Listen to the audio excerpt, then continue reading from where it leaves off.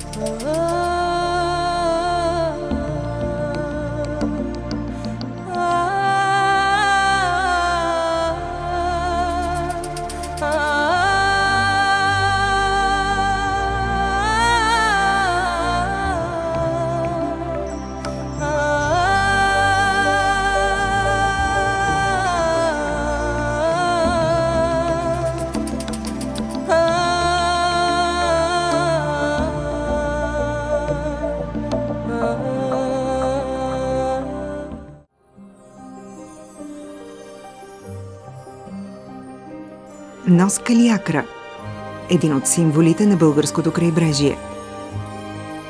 Носът представлява тесен полуостров, вдаден на 2 км навътре в морето. Калиакра е комплексен резерват с площ 687 хектара и половина, в които влизат и 250 хектара от крайбрежната акватория. Отвесните веровикови склонове го правят непристъпен откъм морето и му придават величествен вид. В горната част на челото на носа ерозията е оформила малък скален мост-арка, наречен Портата на 40-те девойки. В подножието на източния склон вълните и прибоят са изваяли множество ниши и пещери. Морето и брегът са пълни с живот.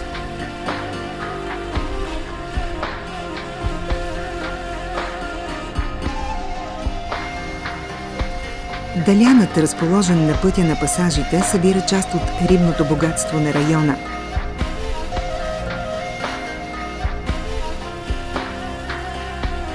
Все още на него разчита за препитание част от местното население.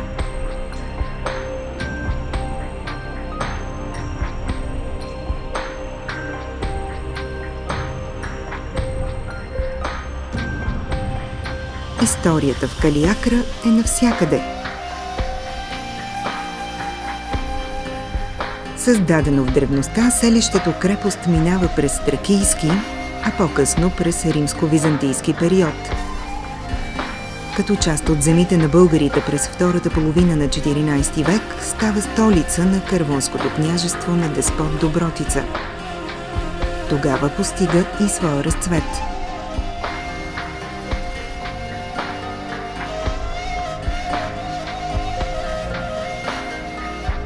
Менят се имената й – Тиризис, Акре, Калиакра. След тежки сражения, крепостта става жертва на турското нашествие.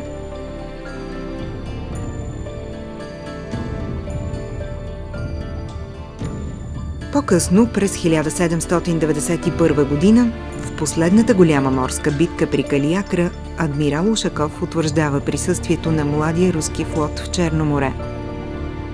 С течение на времето в крепостта се оформят вътрешен град, външен град и предградие, разделени от 3 крепостни стени.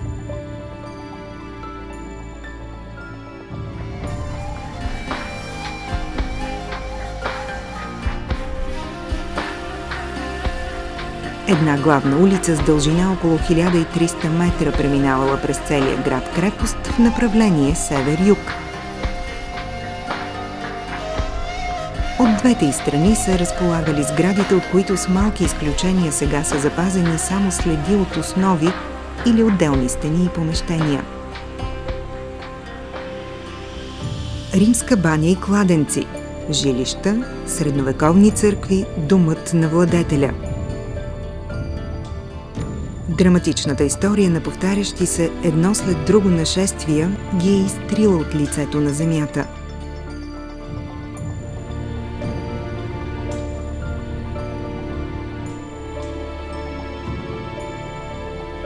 Проучванията на историци и археолози през последните десетилетия бавно ги изваждат от забвението.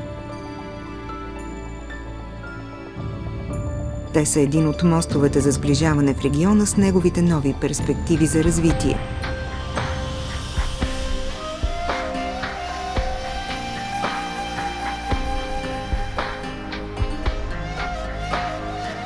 Всяка година, рано на пролет и в края на лятото, в небето над Калиакра по много тесен фронт преминават огромни ята мигриращи птици.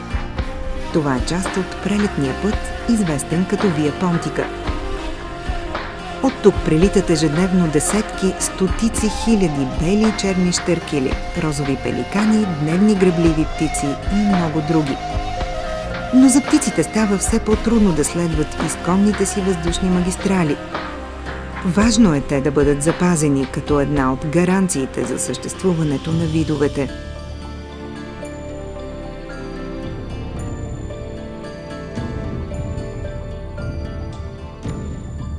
Част от резерват Калиакра е местността Болата. Влажната зона убежище на редки растителни и животински видове естествено се свързва с красив морски залив с плаж, единственият в района.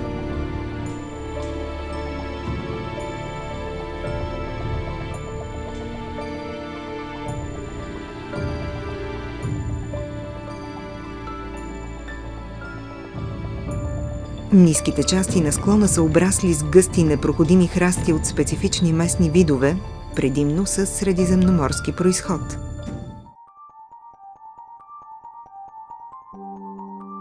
Тук може да се види теснолистният бужур наред с много други степни цветя.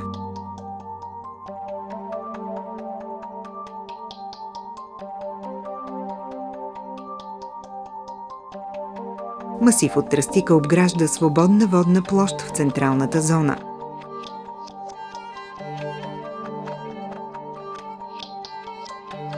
Високите червени варовикови скали наоколо служат за подслон на много видове.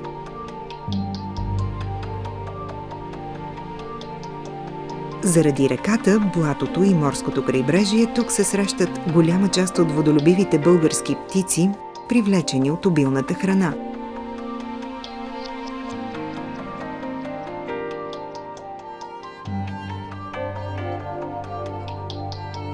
Заливът и пясъчните дюни приютяват много морски видове и редки растения.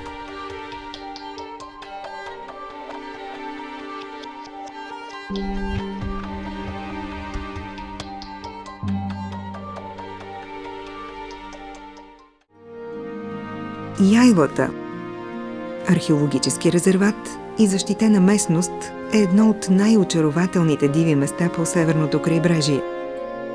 Тя представлява степна тераса, разположена между Добруджанското плато и морския бряг. Скалният масив е осеян с десетки черни отвори на пещери, обрасли на места с храсти. Това е цял пещерен град от над 100 картирани пещерни жилища. Намерените каменни оръдия на труда свидетелстват за заселване от 5-то хилядолетие преди Христа. От античността са запазени светилище, жертвени камъни, винарна,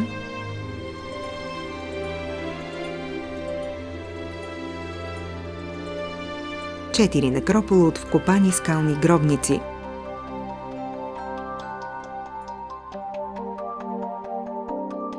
Добре запазена и частично реставрирана е византийска крепост от 5-6 век.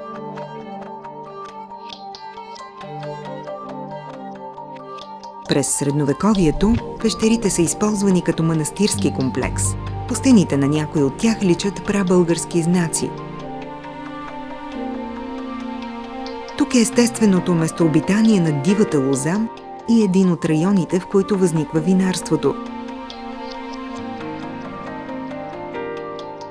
Сред многобройните останки от древни цивилизации е царството на червения божур.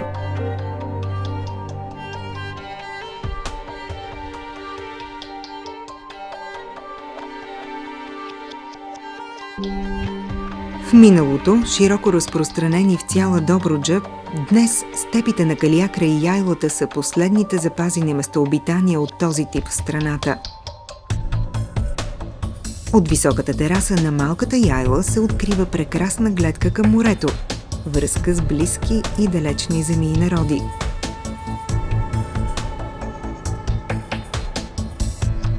В тишината на обраслите с степни храсти и руини намират убежище някои дребни животни.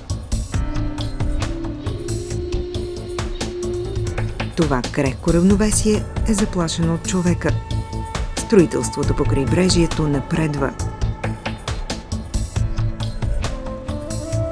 Тук са строили и други, преди векове и хилядолетия. Светилища, крепости, чието имена не са достигнали до нас.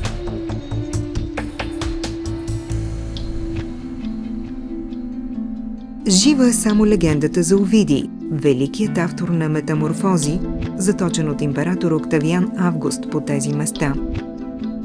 След бягство от Томи, днешна Констанца, поетът намерил убежище в красивия залив и пещерите на Яйлата, където се укривал от властите до края на живота си. Времето решава категорично въпроса за преходното и непреходното. Но ако част от неповторимата природна среда заедно с живота в нея изчезне, тази загуба е безвъзвратна.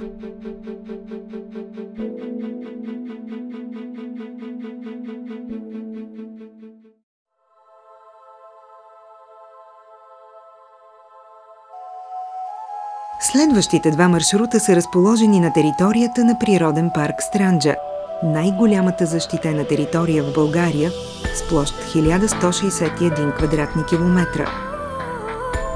Крайбрежният туризъм и строителството, които настъпват и тук в парка, остават далече от маршрута, който пресича защитената местност Парория. Останала отдалечена от заледяванията, настъпили през минали геологични епохи, планината и до днес има мек климат с високи валежи и природни характеристики, уникални за Европа.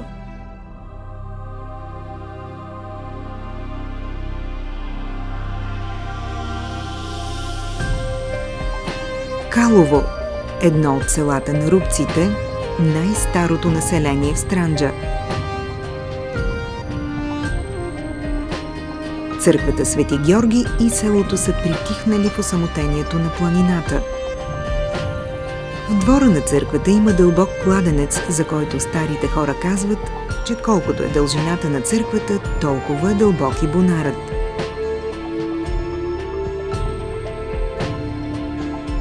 Типичните странджански къщи още са запазени на места.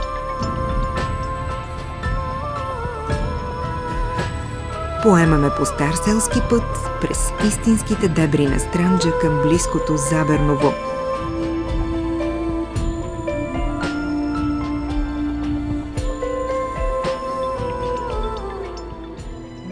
Землището на Калово е част от Хасекията, освободената от данъци по турско време територия, привилегия, която местната болярка Стана Ордовиска поискала от завоевателя Султан Мурад.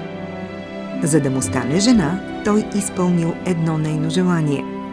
Земята в родния й край, която успеел да обиколи е с дачна кон от изгрев до залез слънце, да бъде освободена от всички плащания към хазната.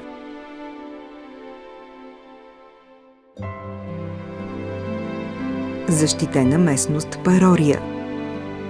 Една от най-ценните територии в природен парк Странджа, известна с вековните си гори и руините от средновековни манастири и параклиси.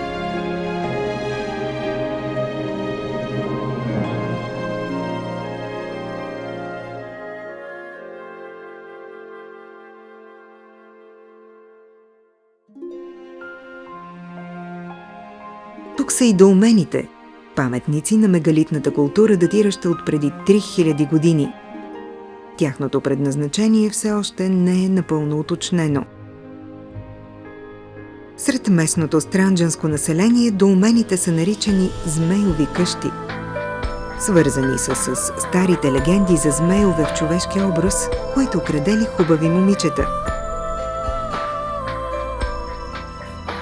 Параклисът Света Петка е разположен на 3 км югоизточно от село Калово в местността Манастирът. Според някои историци, именно тук през 14 век се е намирал парорийският манастирски комплекс на свети Григорий Синаид, прочутият проповедник на исихазма.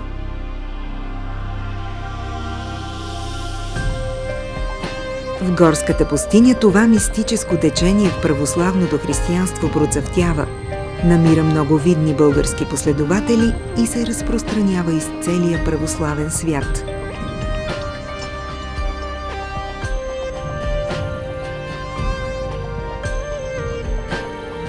Странджанските параклиси и легендарният манастир на Григорий Синаид са свързани с духа на мистичност и хармония с природата, който е характерен за планината и може да бъде почувстван и днес.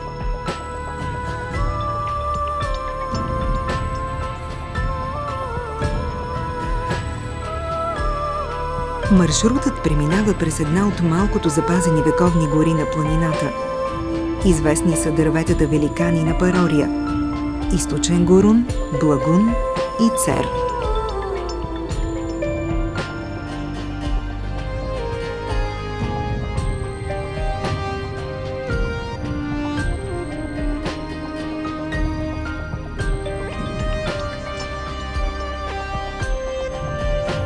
Село Заберново се намира южно от босненското Било в подножието на Рида Уграш, любимо място за четите на прочути странджански войводи.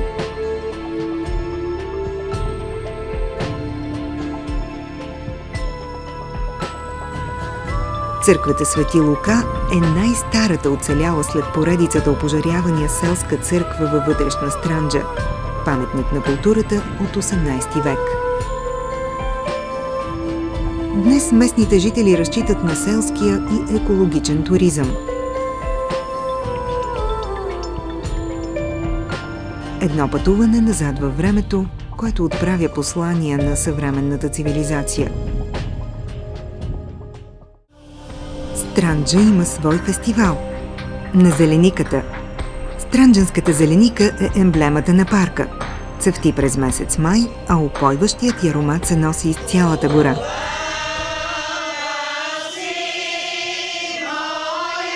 В нейна чест всяка година се провежда фестивал на зелениката, който привлича все повече туристи, местни хора и приятели на Странджа от цялата страна и Европа.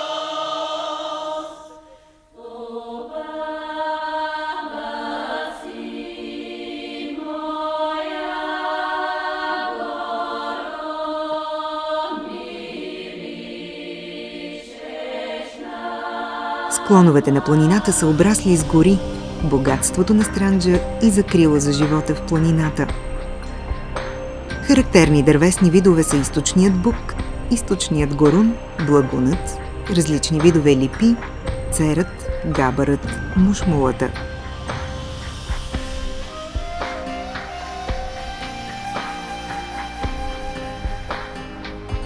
Най-отличителната особеност обаче са вечно зелените храсти като зелениката.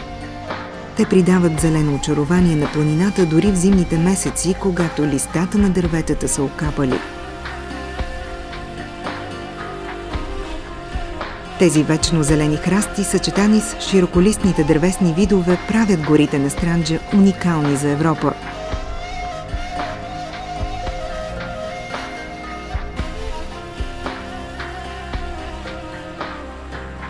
Странджанци вярват в животворната сила на водата.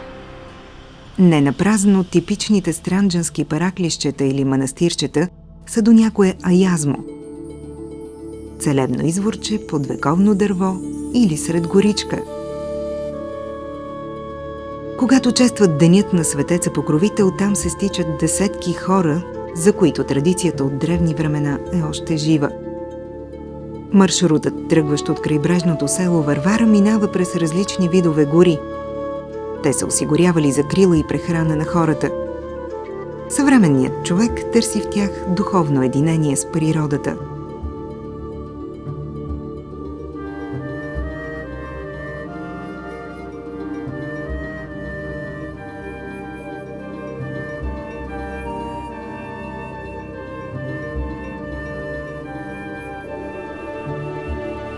Параклисът Света Богородица. Едно от типичните странджански манастирчета, каквито има край всички селища. Те пазят селището и хората му в осветен кръг, зад чието граници не може да преминат злото и болестите.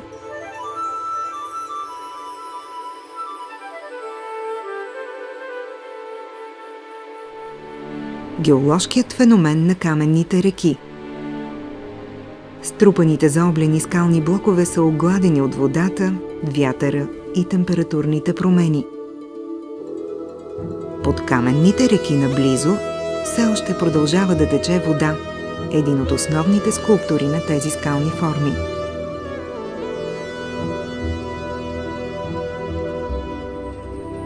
Известни като санитарите на гората, кълвачите прочистват дърветата от редица вредни за тях организми. В старите и особено ценни гори на Странджа се срещат почти всички видове български кълвачи. В парка са установени 270 вида птици или 2/3 от богатството на българската орнитофауна.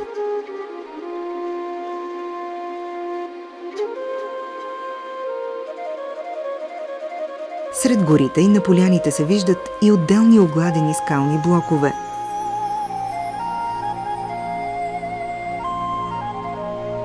Пътят минава край Хайдушкото кладенче. В песенния и разказен фолклор на българите от Странджа най-често е възпяван войводата Вълчан.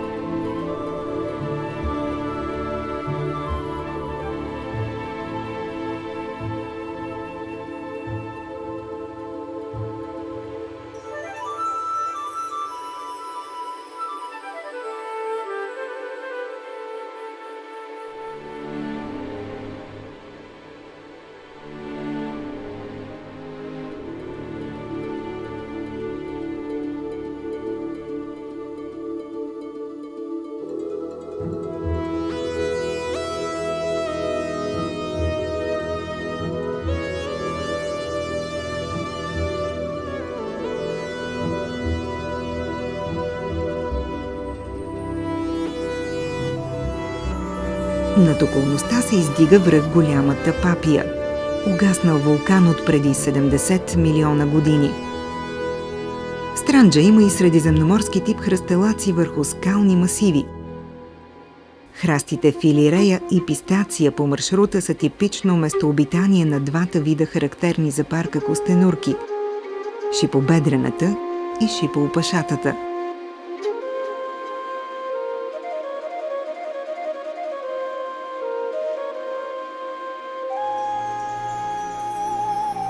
Село Варвара открива своя нов облик с църквата на Светицата Покровителка.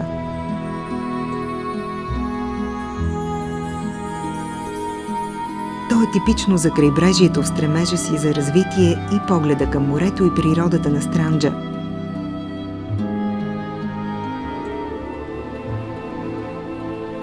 Тук, в планината, съвременните урбанистични процеси не са успели да обезличат традиционния бит и обичай на хората.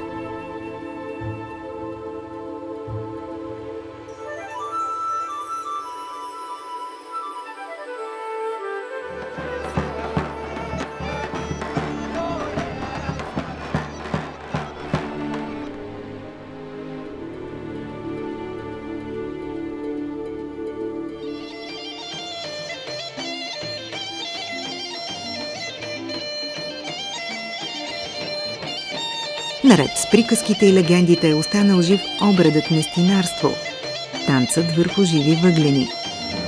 В село Българи играта в огъня се провежда всяка година в деня на Свети Константин и Елена, 3 юни по стар стил. Това е древна обредна система, при която християнските елементи се съчетават с вярата в вечните сили на огъня и възраждащата се природа.